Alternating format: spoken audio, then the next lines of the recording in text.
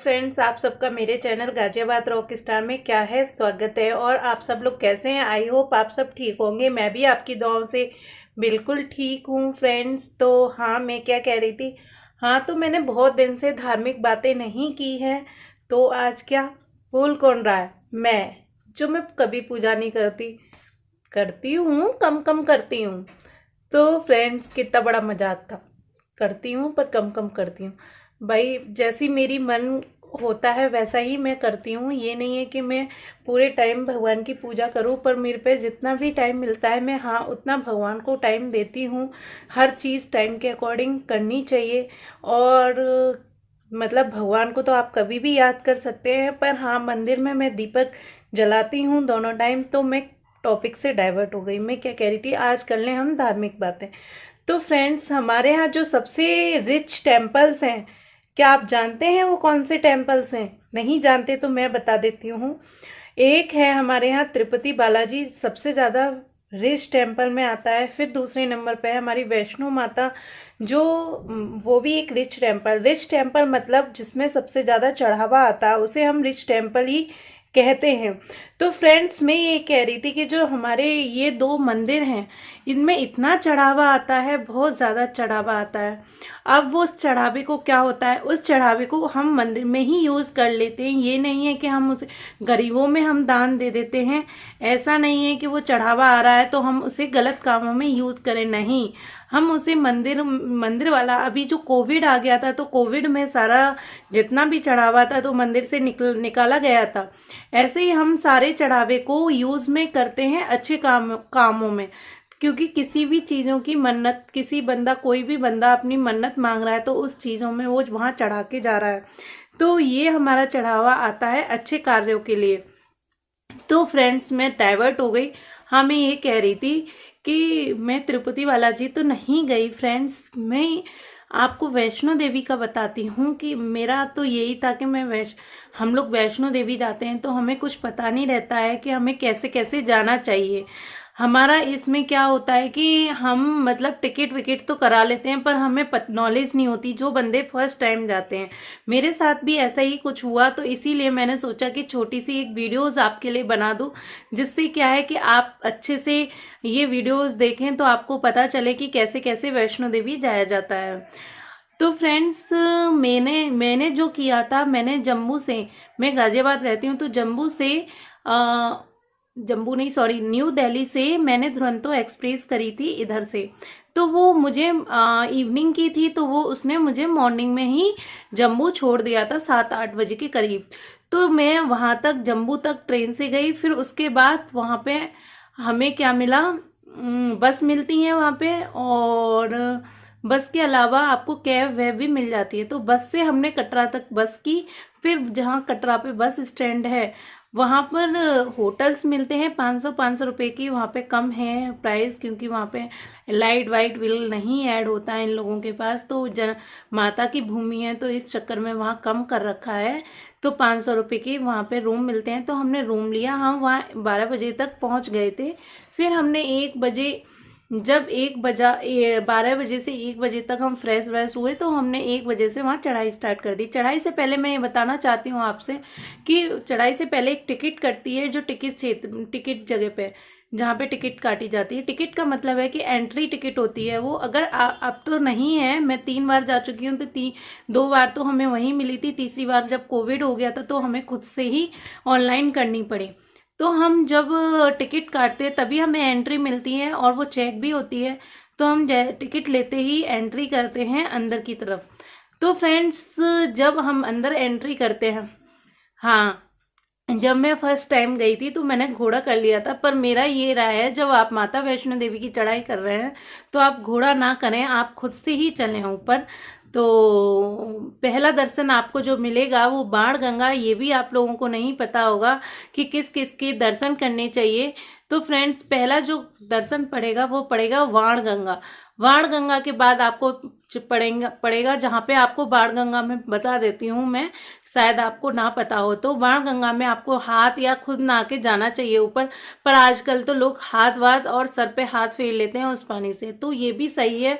फिर हम ऊपर चढ़ते हैं तो माता रानी के जहाँ पद चिन्ह छपे हुए थे तो उसकी जगह एक मंदिर बना दिया गया है, वहाँ हमें दर्शन करने होते हैं। तो पद चिन्ह का मतलब जहाँ माता रानी ने पीछे मुड़कर देखा था जब भैरव बाबा उनके पीछा कर रहे थे, तो वहाँ पे उनका पद का निशान हो गया था, उसको पद चिन्ह का नाम दे दिया। फिर ऊपर चढ़ते हैं तो अर्धकुंवारी में तो बहुत ज़्यादा भीड़ मिलती है। कम से कम आपको बता देती हूँ कि दर्शन करने तो 3 दिन लग जाएंगे आपको माता वैष्णो देवी में ऊपर तक चढ़ने में। तो मैंने तो स्किप कर दिया था बीच में अर्धकुंवारी को। फिर उसके बाद पड़ता है माता वैष्णो देवी, जहाँ पिंडी के रूप में प्रवेश हो गई थी, तो वो माता वैष्णो देवी का मंदिर है ऊपर। तो हम वहाँ तक दर्शन कर लिए ऊपर तक। फिर हमने वहाँ से लौट के नहीं आना, हमें आना है बाबा भैरव बाबा का दर्शन। वहाँ से 2 किलोमीटर की चढ़ाई है, खड़ी चढ़ाई। तो हमें वहाँ पे अगर हम माता वैष्णो देवी के बाद अगर भैरव बाबा का हम दर्शन नहीं करते हैं तो वो अधूरे दर्शन माने जाते हैं। तो इसलिए आपको भैरव बाबा के दर्शन करना कंपलसरी है। ठीक है फ्रेंड्स, तो मैं ये कह रही थी कि आपने जब मैंने इतना सब कुछ बताया, कुछ फ्रेंड्स ऐसे होते हैं जो हमारे भैरव बाबा के दर्शन करने नहीं जाते हैं। तो इस चीज़ का आपको मैं बता देती हूँ, जब माता रानी ने उनका सर कट किया था तब उन्हें पश्चाताप हुआ था भैरव बाबा का, तब उन्होंने माफ़ी मांगी। तो वैष्णो माता ने ये वरदान दिया कि तुम्हारे बिना मेरे दर्शन क्या है, अधूरे। देखो हमारे माता रानी कितनी दयालु थी, तो इसलिए उनका जो सर वहाँ कट के गिरा था वो 2 किलोमीटर दूर पे गिरा था, तो इसलिए वहीं पर उनका मंदिर बनाया गया है और वहाँ पे दर्शन करना कंपलसरी है। उधर से एक रास्ता आती है नीचे की साइड जाने के लिए, तो आप उधर वाली ही रास्ता चूज कर लें, क्योंकि आप फिर लौट के आएंगे फिर इधर से जाएंगे तो वो लॉन्ग ज़्यादा पड़ जाएगा। तो इसलिए उधर से ही भैरव बाबा की साइड से ही नीचे उतरने की वो बना रखी है रास्ता, तो आप उधर से ही आए। और बीच में वहाँ प्रसाद भी मिलता है, शायद किसी को पता ना हो, हमें भी पहले नहीं पता था। हमें 3rd टाइम जब हम गए तब हमने दोनों साइड से पैदल किया, तब हमें पता चला कि यहाँ वैष्णो माता का प्रसाद भी मिलता है।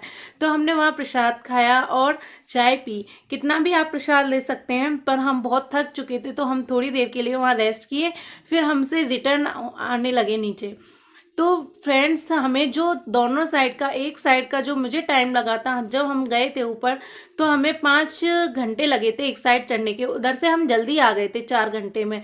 तो फ्रेंड्स, आपको अगर माता वैष्णो देवी की ओनली दर्शन करने हैं तो एक दिन सफिशिएंट है। आप 3 दिन की छुट्टी लेके या 3 दिन की आप ट्रिप बना सकते हैं। एक दिन जाने का होगा, उसी दिन आप चढ़ने स्टार्ट कर दें, फिर दूसरे दिन आप नीचे उतर के आते हैं तो उस दिन रिटर्न टिकट ले लें।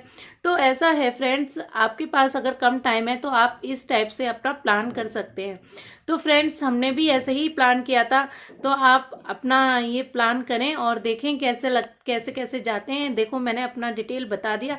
और हाँ फ्रेंड्स, अगर मेरे पास छोटी छोटी क्लिप्स होंगी तो मैं आपको दिखाऊंगी कि क्लिप्स ये वैष्णो देवी का मंदिर है, तो हो सकता है अगर होंगी, क्योंकि मैं अभी गई थी रिसेंटली 2021 में गई थी। 2022 चल रहा है, 2021 में गई थी फेब में। तो फ्रेंड्स, मैं आपको अभी रिसेंटली पिक्चर दिखाऊंगी। मैं 3 बार जा चुकी हूँ आफ्टर मैरिज। तो फ्रेंड्स, ज़्यादा कुछ टफ नहीं है माता वैष्णो देवी के यहाँ पे जाना, पर हाँ ये होता है कुछ लोग फर्स्ट टाइम जाते हैं तो उन्हें नहीं पता होता है कि कैसे कैसे जाना है। तो मैं फ्रेंड्स यही बता रही हूँ आपको। अगर 3 दिन है और कितनी नाइट्स, 2 नाइट्स 2 नाइट्स और 3 डेज काफ़ी हैं, सफिशिएंट हैं। आपको काफ़ी टाइम मिलेगा, वहाँ शॉपिंग भी कर सकते हैं नीचे उतर के। और नेक्स्ट वीडियोस में शायद मैं ये आपको बताऊं कि वहाँ पे शॉपिंग कहाँ कैसे कैसे करनी चाहिए, क्योंकि वहाँ के लोग थोड़ा बुद्धू बना देते हैं, हम लोगों को पता नहीं है कैसे कहाँ से प्रसाद लें। ये भी मैं आपको बताऊँगी नेक्स्ट वीडियोज़ में। आपकी ज़्यादा लॉन्ग हो जाएगी तो थोड़ा सा मैं नेक्स्ट वीडियोज़ के लिए रखती हूँ, फिर बताऊँगी मैं। तो फ्रेंड्स, जो छोटी छोटी क्लिप्स हैं मैं वो भी दिखाऊंगी आपको कि क्या क्या है वहाँ पे। तो हेलो फ्रेंड्स, हम आ रहे हैं वैष्णो देवी। ये मंदिर है ऊपर और हम यहाँ खड़े हैं और ये मेरे हस्बैंड हैं। देखो हम चढ़ाई कर रहे हैं कुछ भी।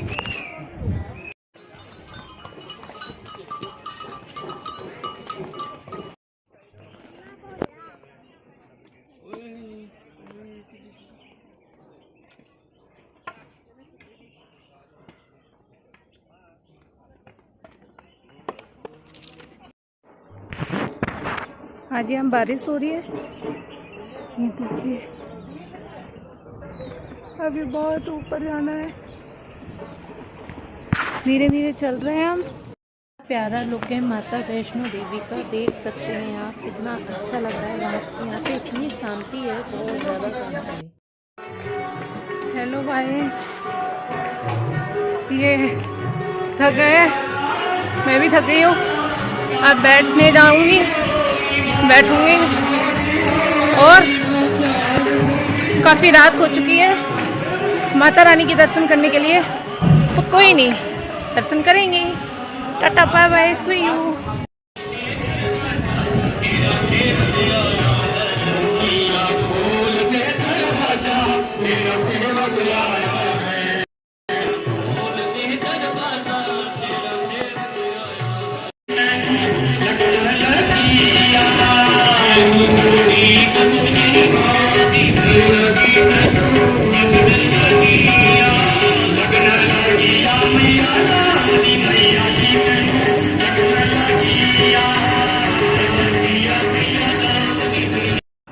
हमारे कितने करीब है, कितने करीब है यहाँ पे, क्योंकि यहाँ सबसे ऊंचाई पे हम लोग खड़े हैं।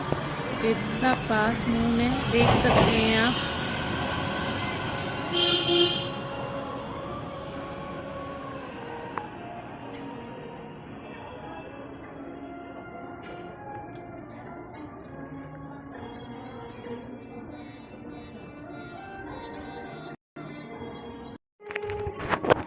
से आप देख पा रहे होंगे, ये माता रानी का मंदिर है। ये जो आपको लाइटिंग दिख रही है, ये उनका भवन है माता रानी का।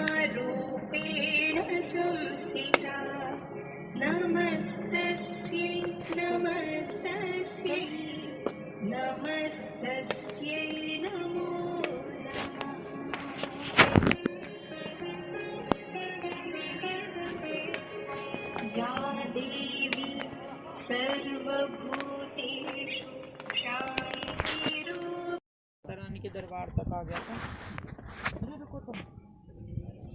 ये देखो हिरन है, ऊपर आ गया है। नाइट में आ गया ऊपर। और ये देखो यहाँ बिल्कुल खाना ढूंढ रहा, खाना। हिरन कैसे चढ़ गया ऊपर, किनारे पे कैसे आया? अभी बनाते हैं वीडियो में, अभी लाइव आते हैं। ये देख सकते हैं आप, जाली में से हिरन झांक रहा है। मैं पूछ रही हूँ, और भाई कैसे हैं आप? बढ़िया हैं? बिल्कुल बढ़िया होंगे। खाना चाहिए आपको? खाना भाई। हिरन ऊपर आ गया है और जा भी नहीं रहा, नीचे स्पेस भी नहीं है।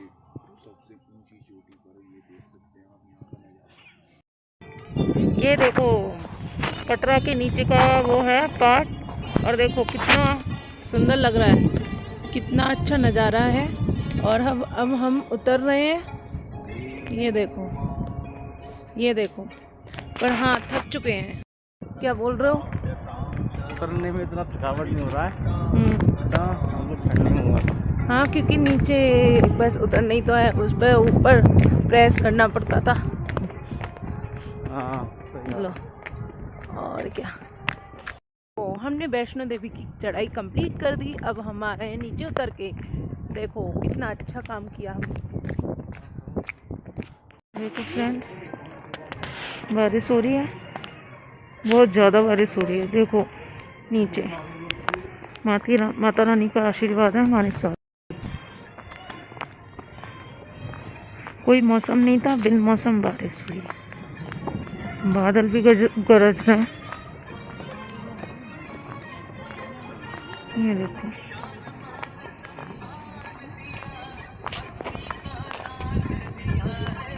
अच्छी सी फीलिंग आ रही है।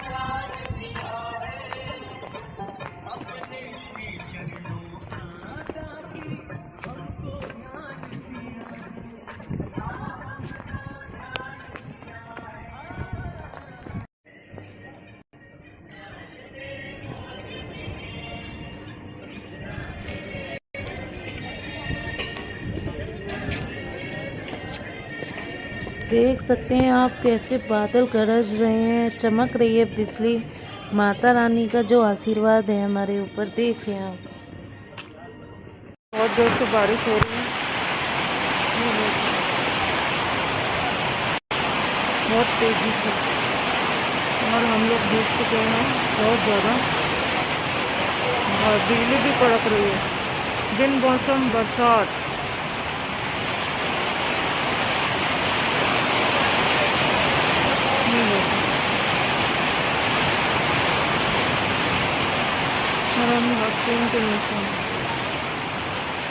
मॉर्निंग का नज़ारा है, देखें आप कितना प्यारा है। बादल हो रहे हैं, अभी सूर्य देवता निकलने वाले हैं। अब हम नीचे बिल्कुल आ चुके हैं, देखें आप कितना प्यारा लुक है, सच में बहुत शांति मिलता है।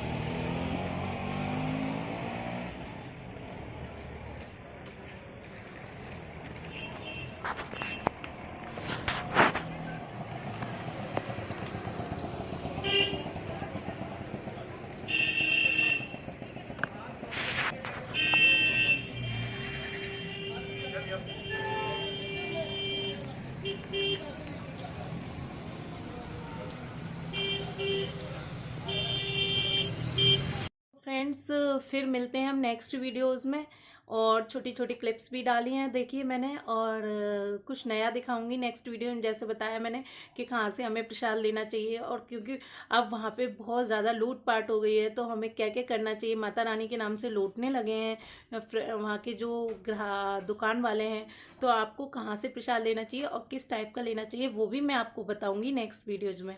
तो तब तक के लिए फ्रेंड्स बाय, और फिर मिलती हूँ मैं नेक्स्ट वीडियोज़ में नए नए टॉपिक के साथ। बहुत ज्ञान हो गया ना, ज्ञान नहीं, ये हकीकत है फ्रेंड्स। देखिए आप, क्योंकि मैं जहाँ जा चुकी हूँ वहाँ की हकीकत ही बता रही हूँ आपको। ये नहीं है कि मैंने आपको हर चीज़ गलत गलत बताई है, बिल्कुल फैक्ट बताई है जो आपको करना चाहिए, क्योंकि इससे सस्ता और इससे कम टाइम में आपको वहाँ नहीं। और मेरे ख्याल से बस तो बिल्कुल नहीं करनी चाहिए, क्योंकि उसमें टाइम भी ज़्यादा लगता है और प्राइस भी ज़्यादा है उसका। तो इसलिए दिल्ली से आप ट्रेन लीजिए, और जम्मू तक ट्रेन रहेगी, या फिर डायरेक्ट ट्रेन लीजिए कटरा तक। और जम्मू से भी ज़्यादा किराया नहीं लगता है, वहाँ तक कटरा तक 100 रुपये में आप पहुँच जाएंगे, 60 रुपये में। एक बंदे की 60 रुपये का किराया है, 120 दो बंदों का।